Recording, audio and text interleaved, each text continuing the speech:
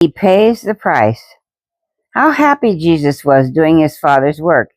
It made his heart glad to heal the sick, comfort the sorrowing, and teach the way of everlasting life. He knew Satan was trying to hinder his work and even to destroy him, but he was not afraid. He felt the presence of God with him, and holy angels were always near him to protect him. Sometimes the devil, it seemed, when it seemed they would surely kill him, and suddenly, as if by magic, he just wasn't there. Invisible angels had surrounded him and whisked him away, leaving the evil angels defeated and angry. But one day, a change began to take place. Jesus started walking right into the traps of his enemies instead of avoiding them as he used to.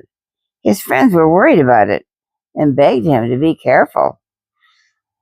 They were puzzled by mysterious sounding things he said about his time having come, about his enemies being allowed to kill him.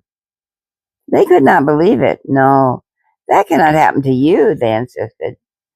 Then came the evening of the Last Supper. Jesus and his 12 disciples ate together. They did not know it would be the Last Supper, but Jesus knew. He also knew that Judas would slip out and betray him to his enemies. How Jesus' heart ached for Judas, for he loved him and wanted to save him from being a traitor. After supper was over, Jesus and the 11 disciples who were left went out. It was a lovely spring evening. The moon was shining brightly. As they slowly walked along, Jesus talked to them and answered their questions. There are so many things I want to tell you, he said, but there was such a little time left. After a while they stopped, and Jesus prayed for them. Now they were approaching a favorite little park just outside the city, the Garden of Gethsemane. As they came near the gate, Jesus suddenly stopped talking. Quickly, the startled disciples looked at him. They were shocked to see the expression of utter sadness that had come over his face. His breath was coming in short, little gasps. He broke out in a sweat, and his body became limp. As he tottered and almost fell, the disciples tried to help him get to a place where he could rest.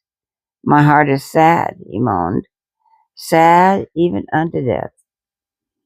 At the entrance to the garden, Jesus asked the disciples to stay and wait for him. And pray with me, he pleaded earnestly. Pray with me. Then he stumbled out a little distance and fell to the ground. Oh, if the disciples could have seen what the angels were seeing. All heaven was as still as death. Not a song was heard. Not a harp was touched. The astonished angels watched in grieving silence as the Father slowly drew his beams of light and love away from his Son, leaving him unprotected and alone. The time had come for God the Son to pay the price of death for man, and as he and God the Father had agreed in heaven so long ago.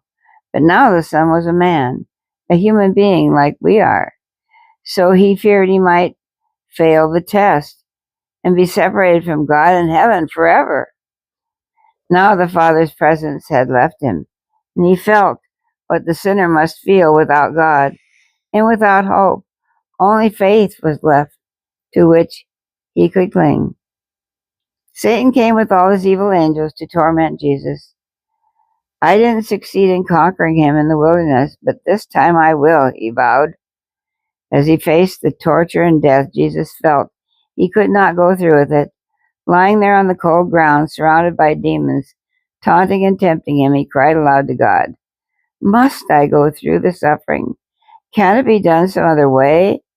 But God did not answer, and no angel came near to comfort him. Finally, he could bear it no longer. He had to talk to someone. So he painfully got up and went to the disciples. It added to his pain to find them asleep. Didn't they care enough about his suffering to pray for him? At the sound of Jesus' voice, the disciples awoke with a guilty start. They stared at him in shocked silence and fear. His face was covered with bloody sweat, and his appearance was so changed by anguish they could hardly recognize him. "Can't you pray with me for a while?" he begged. Then he staggered back to his place of suffering. Again and yet again, Jesus pleaded with the Father to find some other way to pay the price to save the world, if possible. Satan and his angels hovered around him like dark shadows, watching to see if God would answer his prayer. There was no answer. Finally, Jesus cried out, "Father, if there can be no other way, I will do it. Thy will be done." Then he fell to the ground as if dying, for the suffering was crushing the life out of his heart. Instantly there was a flash like lightning, and the chief angel of heaven cut a path through the surrounding hordes of evil angels and knelt down beside the Son of God. Gently he wiped the bloody sweat from Jesus' face and spoke words of comfort and courage to him. He reminded Jesus that God is more powerful than Satan, and that Jesus' death would mean many people would be saved from Satan's clutches and would have life eternal. The words of the mighty angel gave strength to Jesus, and he arose to meet his enemies with calm courage. He went to the disciples. "Come, let us be going," he said. At that moment, a sound of noisy confusion reached their ears, and here came Judas, leading a mob to capture Jesus. For an instant, the angel flashed the light of his presence, and the mob fell like dead men. But Jesus did not try to escape, and the mob came at him again.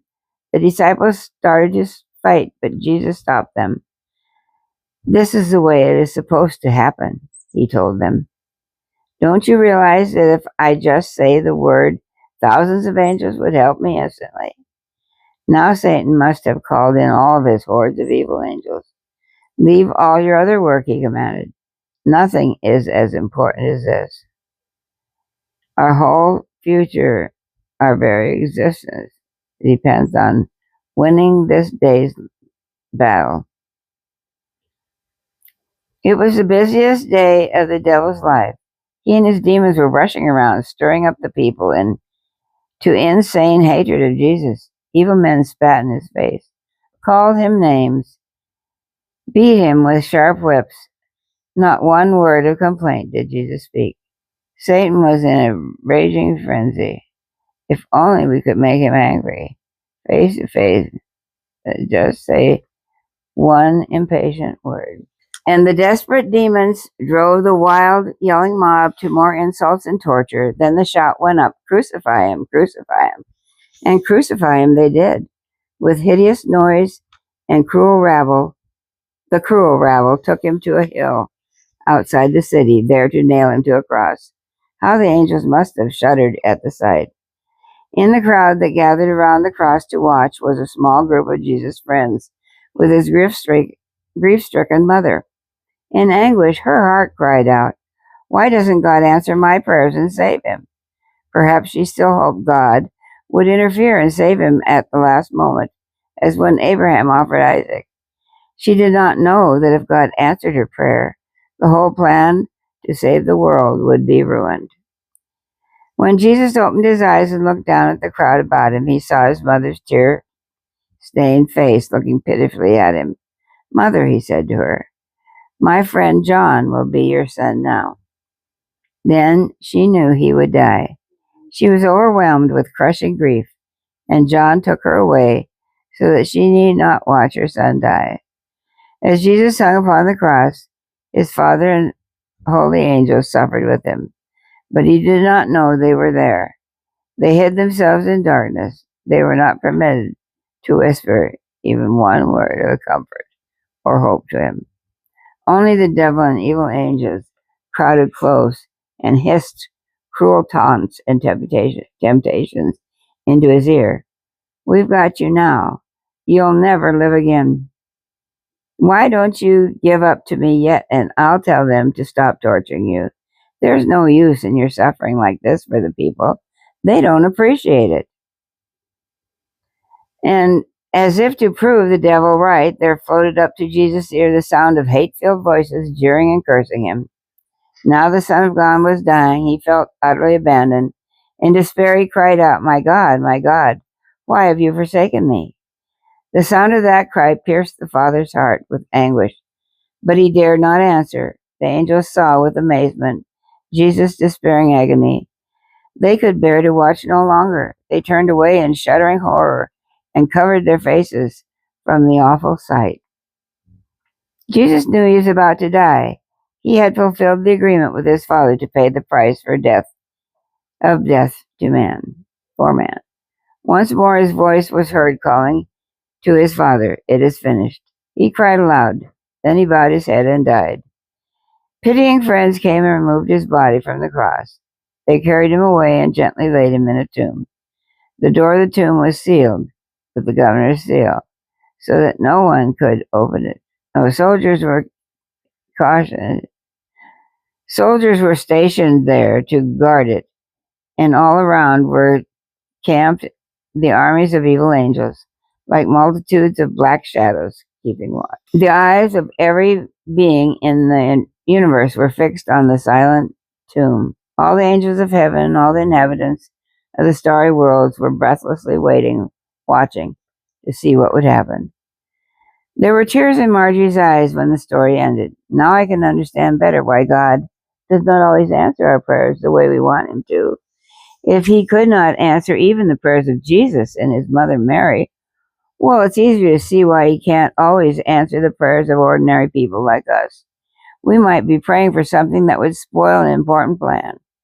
Aunt Trudy nodded in agreement. But one thing still puzzles me, Margie continued. I thought God has promised to be with us when we die. Why did he turn his back on Jesus and make him die all alone? Well, you see, God cannot be near sin But Jesus never did anything wrong, Aunt Trudy, Dick interrupted. Not so fast, Dick, and I'll try to explain.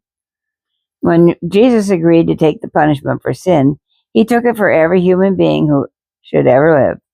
You know how bad you can feel after doing only one thing that is wrong? Margie and Dick nodded and looked at each other as they remembered how terrible they had felt about the little calf. Then tried to imagine how Jesus felt when he was made guilty of every sin ever committed. We can't understand it any more than we can understand how many stars there are. But it was that awful feeling of guilt that made him suffer so much. That and the feeling that his Father had turned away from him, maybe forever.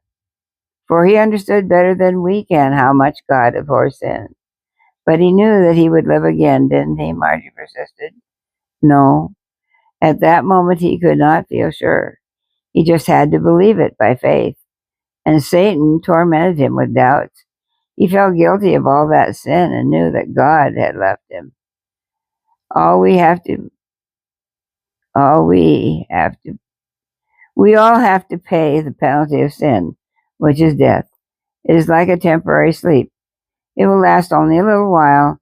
Then those who have had their sins forgiven will live forever, and those who have chosen not to serve God will die again, the everlasting death, which is the result of being separated from God by sin. Jesus understood all this. That is why he suffered such heartbreak as we can never know.